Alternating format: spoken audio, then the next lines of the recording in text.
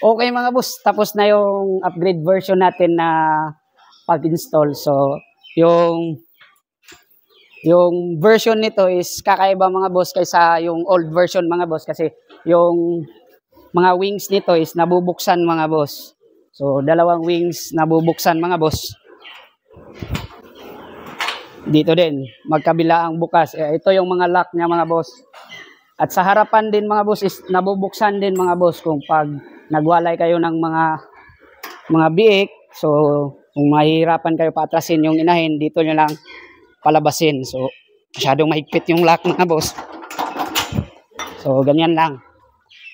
Naka-double lock siya mga boss. So, ito yung main lock niya at ito yung secondary na lock system niya. So, bali pang suporta na lang to mga boss. So, yung saw feeder is natutupi din.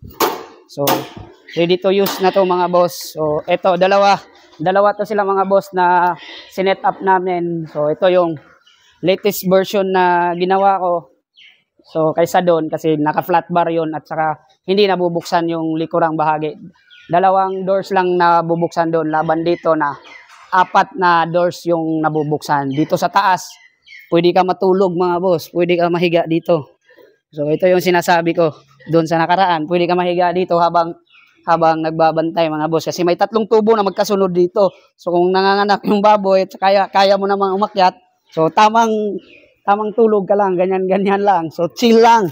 Chill ka lang dito. So, napakaganda. Itong saw matting niya mga boss is napakatibay mga boss. Sobrang tatag ng saw matting. Napakakapal ng plastic na ginamit na material. So, talagang pulido yung matting na to at wala tayong ipapangamba na bibigay siya. Napaka-solid ng gawa nito. So, dito may mga crash guard dito mga boss. Pag habang nanganganak yung baboy is pwede nyong ibaba to habang nagpapadede kayo kasi para hindi umakyat yung mga biik sa taas. So, pag hindi naman nakataas naman is iakyat nyo lang. So, dito may crash guard tayo para pag kumakain yung inahing baboy, hindi makapasok basta-basta.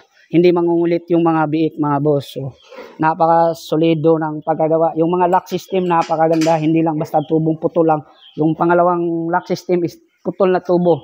Pero yung main na lock system is meron po siyang parang nakaharang sa ilalim at hindi po siya basta-basta nabubuksan pag hindi mo itutulak mga boss. Napaka-solid. So, yun na mga boss. Happy farming mga boss.